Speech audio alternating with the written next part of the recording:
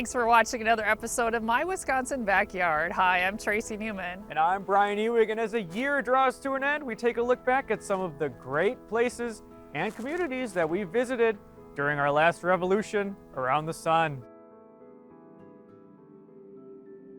You're in Yerkes Observatory. This is considered the birthplace of modern astrophysics. It was really the first thorough astrophysics school in America. It opened its doors October 21st, 1897, and it began to combine astronomy and physics to study the disposition of space, the personality of space, not just discovering a moon of Jupiter, but telling you how fast that moon was moving, how that moon was imploding. Was that moon young or old? So we really set the astrophysics world on its ear because no one had done this kind of stuff before.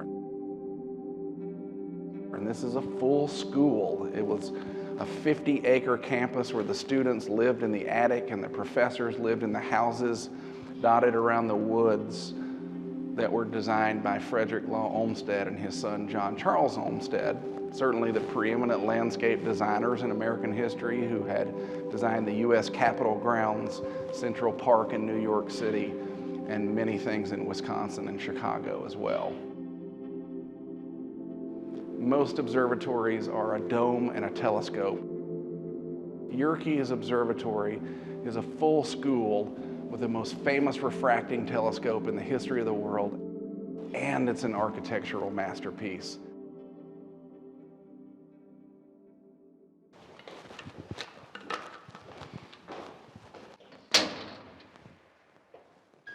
Welcome aboard the ship.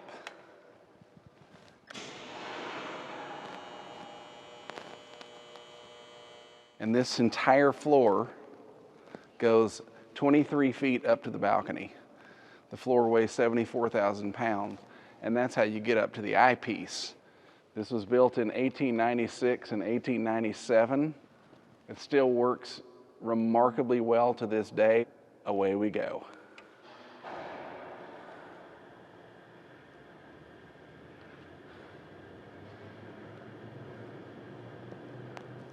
And here we are. Now, a refractor telescope uses lenses. All modern telescopes use mirrors to gather light. But before mirrors got really great technologically speaking, lenses were the norm. And this has two 40-inch diameter lenses that were made in Paris in the 1880s. The tube and the base weigh 160,000 pounds. The tube rotates 360 degrees and goes up and down. So this is how you move the telescope up and down. It is this giant, and it just moves by hand. And so you can move it sideways, you can move it up and down. Over the past month, I've looked at the Andromeda galaxy and Jupiter and the moon and plenty of Messier objects, and it's like taking a road trip in space. Although this style of astronomy observation is outdated because telescopes are in the sky now and they're on mountaintops in South America, this is a really visceral human experience. And to look at Neptune through this eyepiece is very rewarding. Your eyeball is looking at the cosmos as opposed to looking at something on a laptop or a cell phone. And the reason why this telescope became so significant, and Yerkes Observatory's great refractor had a camera. And so Williams Bay, Wisconsin took the first pictures of space beyond the moon that the world ever saw. So you take them on glass plates, and the glass plates could then be photocopied, essentially, and put in newspapers and magazines. I mean, you're talking about Yerkes Observatory that had Edwin Hubble as one of its students and staff. Edwin Hubble figured out that there was more than one galaxy. Mary Calvert was here for many decades, one of the first people to map the stars. Nancy Grace Roman was here for 8 years. She was NASA's very first chief of astronomy. She's the central force behind the Hubble telescope.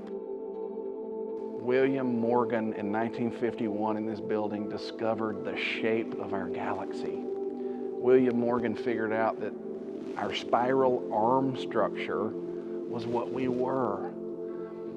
The people that came through this building, like Otto Struve, Gerard Kuiper, who pioneered the research that figured out everything on the other side of Neptune. Carl Sagan, the most famous astronomer of the second half of the century, they all lived and worked in little old Williams Bay, Wisconsin.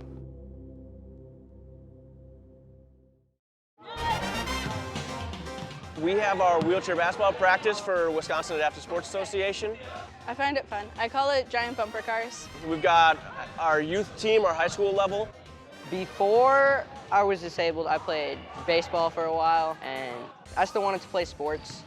So in order to qualify for adaptive sports, you have to have some form of physical limitation, whether you're missing a leg through an amputation, or you've got a bum hip, bum knee, or like myself, I have a spinal cord injury. Some of the kids here were born with their disability. This chair is different than like an everyday chair. An everyday chair goes straight, whereas you could kind of see the wheels are angled here. It's built for more aerodynamics. This doesn't have brakes. It's got like a wheel in the back so that you don't tip over. And then this is meant to go faster than your everyday wheelchair. This game is the exact same as able-bodied basketball or stand-up basketball. There is no double dribble, but there's still a travel, so every 2 pushes on your wheels, you have to dribble or pass. Otherwise, if you take a third push, it's a travel. Well, I was injured in 2020 in August, and it's connected me to the disability world and just shown me all the possibilities. It's pretty much helped me become stronger and more willing to be more adventurous. Kick it out to Kat because she's going to be moving up. I know having something affect your life in such a drastic way can do, and what this does for all the people that get to play, all the confidence it instills, the freedom that it feels, and just the camaraderie that to be a part of it is awesome. I've met a bunch of new people and Paralympians and everything, and I've got to do stuff that I probably wouldn't be able to if this didn't happen. What we have going on in Milwaukee, we've got a lot of cool programs where we encourage able-bodied people to come in and play with those with disabilities, and everybody gets to play on the same level playing field. All the sports still have the basic of teamwork, of leadership, of just working together, and that it's not fundamentally different. Yeah, my goal, I would like to continue on to college playing basketball and possibly go to the Olympic level and professional level through that. It's gonna sound really cliche, but never give up. It really is, it's a true sentiment, because if I would have given up the day I was told that I would have to be in a wheelchair, I would have just sat and wasted away, and now I'm involved in so many things. To try and make it into the Paralympics, the wheelchair Paralympics for basketball or track.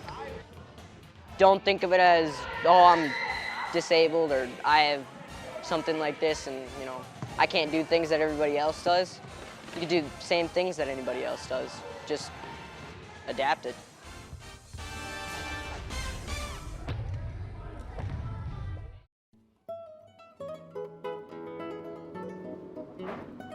We're at River Valley Ranch, and we're a commercial mushroom farm. We've been in business since 1976.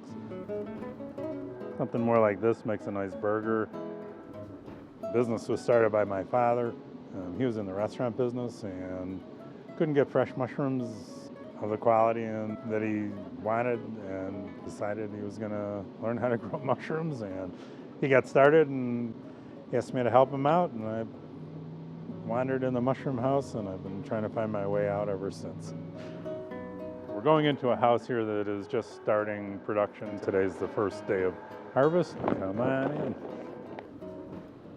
Take a look over this way a little bit. So, this is our white mushroom. So in this house we grow 3 varieties of mushroom: white buttons, baby bellas, and portobellas. The baby bella or cremini is our mainstay mushroom these days. We started working on this crop in about 8 weeks ago. At any given time, we have 10 crops in rotation on the farm.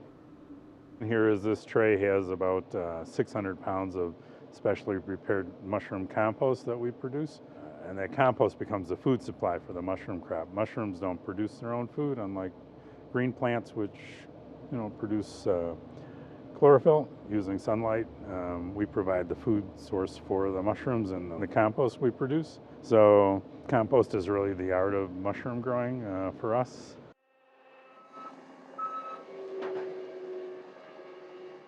The basic raw material we're using is wheat straw bedded horse manure we get from a few stables within 50 miles or so. The first stage of the composting process happens here, free heating. We manage it in a way that it starts to heat up through the growth of microorganisms. The next 7 days, the temperature will start to climb. Usually about 36 hours after we fill, I have temperatures of around 140 degrees in there, and that pasteurizes the material, so it kills any pathogens, any pests. The carbohydrates in the straw begin to actually caramelize, so the material starts to smell actually very sweet because the sugars are burning off. All of the darkening that goes on is a result of that caramelization process that happens at the high temperatures. It's now going into what we call phase 2. We'll have a crew of 8 guys on that, and we'll be planting or inoculating this batch of compost.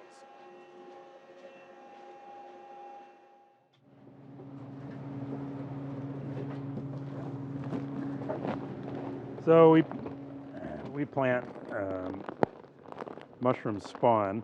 This is millet grain, and it's been sterilized, and this bag is 20 pounds, and we put about 3.5 to 4 pounds of spawn into each of those trays. There's 150 trays in the growing house.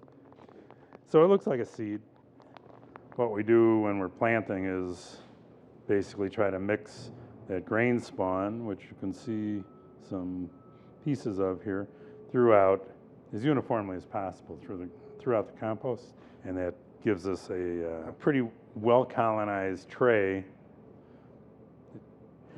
and the compost becomes fully colonized in about 14 days. We grow about 15,000 pounds a week of certified organic mushrooms. It's been an evolution of growing process over the years to be able to grow food as cleanly as we do these days. There's no chemicals or pesticides used on the farm at all. But we take, what is essentially a waste product and put it through our process, and it becomes a food supply for what is a really good, healthy food. Thanks so much to everyone for allowing us to share their great stories, and thank you for watching. Brian, do you have anything to add? And so we beat on, boats against the current, borne back ceaselessly into the past. I wrote that. No, you didn't. I think we should say goodbye. Thanks again for watching. I wrote that.